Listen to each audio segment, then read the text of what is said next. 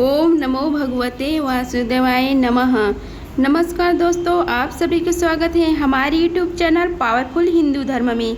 अब तक हमने श्री ज्येष्ठ महात्मा में कथा अध्याय 1 से लेकर कथा अध्याय 28 का रसपान किया है। अब हम आप सभी को ज्येष्ठ महात्मा में कथा अध्याय 29 का रसपान कराएंगे।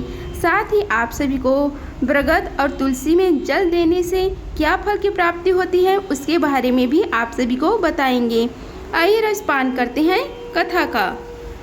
ये प्रतिदिन प्रातः काल स्नान करके ज्येष्ठ मास का महात्म्य सुने। ज्येष्ठ मास के महात्म्य में 30 अध्याय है। आज हम आप सभी को ज्येष्ठ महात्मा में कथा अध्याय 29 का रसपान कराते हैं। ऋषि लोग कहने लगे कि हे स्कंद जी, ज्येष्ठ मास में स्नान, दान और महात्म्य श्रवण तथा पुराण पूजन का फल विस्तार पूर्वक कहिए। स्कंद जी बोले कि हे ऋषियों, आप सब लोग ज्येष्ठ स्नान के फल का श्रवण करें, जिसके श्रवण मात्र से मनुष्य तीनों कायक, वाचक और मानसिक प्रकार के पापों से मुक्त हो जाता है। जो प्राणी वृष सूर्य ने ज्येष्ठ मास होने पर मैं प्रातःकाल ज्येष्ठ स्नान करूंगा ऐसा संकल्प कर जल में स्नान के निमित्त प्रवेश करता है, उसके पहले कहे गए 3 प्रकार के पाप नष्ट हो जाते हैं। सूर्योदय के पूर्व ज्येष्ठ स्नान करना चाहिए। ज्येष्ठ मास में सूर्योदय से लेकर आधा पहर पर्यंत जहाँ कहीं भी जल में गंगा आदि सभी तीर्थ वास करते हैं, इसलिए सूर्योदय से लेकर आधा पहर की पूर्व स्नान कर लेना चाहिए। आधा पहर के पश्चात स्नानहीन दैव से उपदहत जनों को वे तीर्थ श्राप देते हैं, इसलिए ज्येष्ठ मास में श्रेष्ठ जनों को स्नान करना चाहिए। स्त्रियां धन, लोभ, सेवा, हठ, लोकापवाद, निमित्त, स्वेच्छा, भय, पाखंड, सुखलिप्सा आदि किसी भी उपाय से ज्येष्ठ मास स्नान करना चाहिए। परंतु कलयुग में पाप अधिक होने के कारण ज्येष्ठ स्नान अति दुर्लभ होगा। ज्येष्ठ मास स्नान करने के श्रेष्ठ फल से डरकर यमराज ने इसको गुप्त रखने के निमित्त भगवान से प्रार्थना की और विष्णु की आज्ञा से इसको गुप्त रखा गया। इस ज्येष्ठ मास में स्वलाभ कर्म करने वाले को विघ्न प्राप्त होते हैं। इतनी कथा सुनकर ऋषि लोग कहने लगे कि हे स्कंद जी, यमराज ने इस महात्म्य को गुप्त क्यों रखा और ज्येष्ठ मास में पूर्ण कर्म करने वाले के कार्य में विघ्न क्यों करते हैं। स्कंद जी कहने लगे कि हमारी यह सब सुनने की इच्छा है, सो आप हमसे कहिए। स्कंद जी बोले कि इस विषय में मैं तुमसे एक इतिहास कहता हूँ, जिसके श्रवण मात्र से तुम्हारे सब संदेह दूर हो जाएंगे। प्रथम महिषमपुर में कनक नाम का ब्राह्मण रहता था। वह समस्त विद्या से हीन, मूर्ख और पारंगत था। वह कृषि कर्म को करने वाला और नित्य क्रय विक्रय क्रिया करता था और भी अनंत व्यवसाय से अपने कुटुंब का उदर पूर्ण करता था। इस पर भी उस दुरात्मा कुटुंबी को तृप्ति न हुई और उसने उदर पूर्ति के निमित्त मार्ग में एथियों का वध करना आरंभ कर दिया। फिर भी उसको तृप्त नहीं हुई तो उस द्विजदा धाम ने चोरी करना भी आरंभ कर दिया। इसी प्रकार वह निज ब्राह्मण महिष्मती पुरी में रहता हुआ इस प्रकार के कर्म किया करता था। एक दिन उसको चोरी करते हुए देखकर ग्रामवासी ने उसको पकड़ लिया तथा उसको बांधकर खूब मारा और फिर ग्राम से निकाल दिया गया। कुछ दिनों तक वह ग्राम के पास ही वन में जाकर रहने लगा और रात्रि को घर में आकर पुनः वन में चला जाता और वन में पशुओं का वध करके वह निर्दयी उनको खा जाता था। यह कर्म करते हुए उसको बहुत दिन बीत गए। इसके पश्चात जब एक समय ज्येष्ठ मास आया, तब वह कनक ब्राह्मण अर्धरात्रि के समय वन से ग्राम में आकर वस्त्र तथा अलंकार की चोरी करके पुनः वन को चला गया। मार्ग में नदी को देखकर उसने तैरकर पार किया। इस तरह अज्ञातवश उस ब्राह्मण ने स्नान किया और प्रतिदिन वह इसी प्रकार से रात्रि को ग्राम में आकर चोरी करता और चोरी का धन लेकर प्रातः समय नदी में स्नान करता हुआ वन में चला जाता था। इस प्रकार अज्ञानवश स्नान करते हुए 1 माह बीत गया।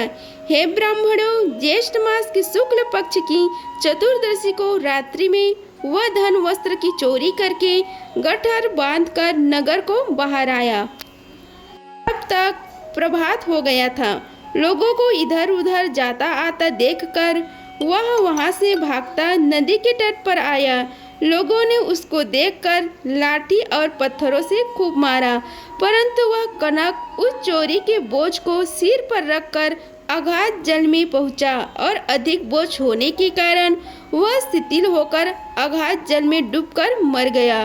उस कनक के लिए सूर्य के समान उस कनक को अगाध जल में डूबते हुए देखकर यह क्या हुआ कहते हुए सभी लोग विस्मित हो गए।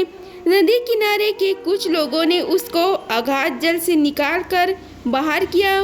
उसे देखकर लोगों से कहा कि यह तो इसी नगर का रहने वाला कनक ब्राह्मण है। हम लोगों ने इसको नगर के बाहर कर दिया था। उसी क्षण वह कनक ब्राह्मण उत्तर रूप को प्राप्त करके विमान के सहित दूतों को देखकर वह दिव्य पुरुष कहने लगा कि हे दूतों, यह विमान वैकुंठ से यहाँ किस पुण्य के प्रभाव से आया है।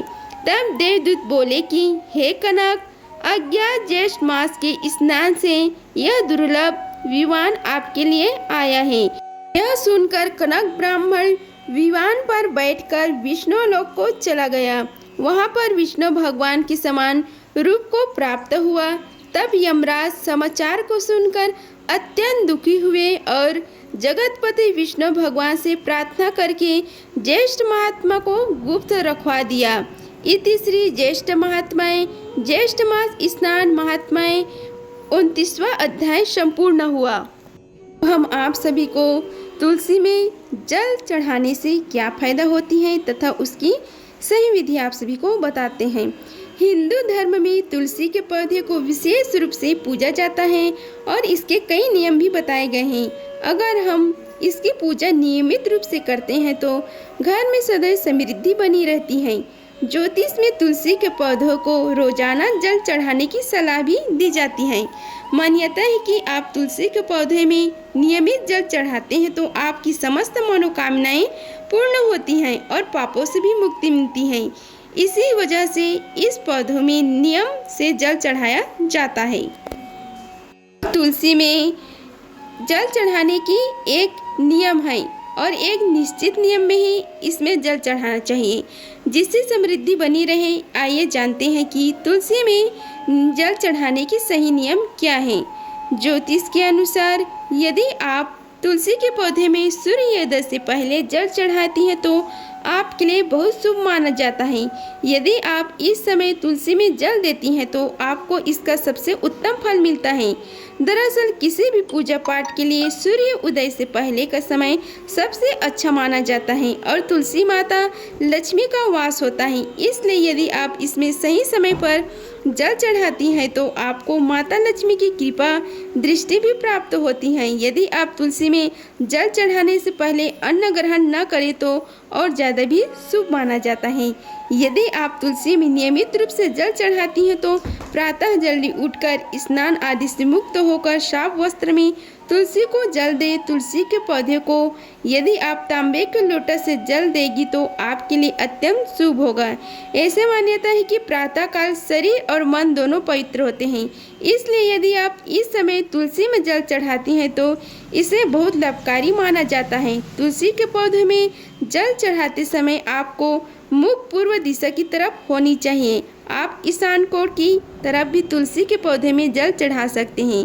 तुलसी के पौधे में हमेशा जड़ की तरफ से जल चढ़ाना चाहिए जिससे इसका प्रभाव पूरे पौधों पर होता है। अब हम आप सभी को तुलसी में किस समय जल नहीं चढ़ाना चाहिए उसके बारे में बताते हैं। यदि आप तुलसी में जल चढ़ाती हैं तो आपको भूलकर भी दिन के 12 बजे के बाद जल नहीं चढ़ाना चाहिए। वहीं आपको रात के समय भी तुलसी में जल न चढ़ाने की सलाह दी जाती है। वही मान्यता यह है भी कि आपको संध्या काल के बाद तुलसी का स्पर्श भी नहीं करना चाहिए। ऐसा करने से माता लक्ष्मी आपसे नाराज हो सकती हैं और आपको धन की हानि हो सकती है। आपको एकादशी की तिथि के दिन भी तुलसी के पौधे को जल न चढ़ाने की सलाह दी जाती है, क्योंकि इस दिन माता तुलसी भगवान विष्णु के लिए निर्जला उपवास रखती हैं। आपको रविवार के दिन भी तुलसी के पौधे में जल नहीं चढ़ाना चाहिए। तुलसी में बहुत ज़्यादा मात्रा में एक साथ जल नहीं चढ़ाना चाहिए। अब हम आप सभी को तुलसी में जल चढ़ाने के फायदे क्या होते हैं उसके बारे में बताते हैं। यदि आप ज्योतिषी के माने तो तुलसी में जल चढ़ाने से घर की नकारात्मक ऊर्जा दूर होती है और आपको धन लाभ हो सकते हैं, क्योंकि इससे माता लक्ष्मी प्रसन्न होती हैं। घर में आने वाली समस्याओं को कम करने में मदद मिलती है और घर में सकारात्मक ऊर्जा का प्रवेश होता है। तुलसी में जल चढ़ाने से भगवान विष्णु की कृपा भी प्राप्ति होती है, क्योंकि तुलसी को विष्णु प्रिय माना जाता है। आपको तुलसी में जल चढ़ाने के साथ इसके पास दीपक जलाने की सलाह भी दी जाती है।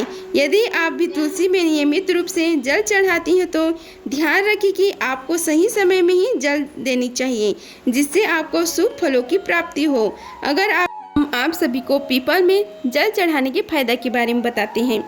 हिंदू धर्म में कई पेड़ पौधे को पूजनीय माना गया है। इन्हीं में से एक पीपल का पेड़ भी है। धर्मशास्त्रों के अनुसार पीपल पेड़ में सभी देवी देवताओं का वास माना गया है। पीपल की पूजा के कई लाभ भी शास्त्रों में बताए गए हैं। वहीं पीपल के पेड़ में पूजा के दौरान जल चढ़ाने का भी बहुत महत्व है। ऐसे में ज्योतिष शास्त्र के अनुसार पीपल में जल चढ़ाने से क्या होता है उसके बारे में बताते हैं।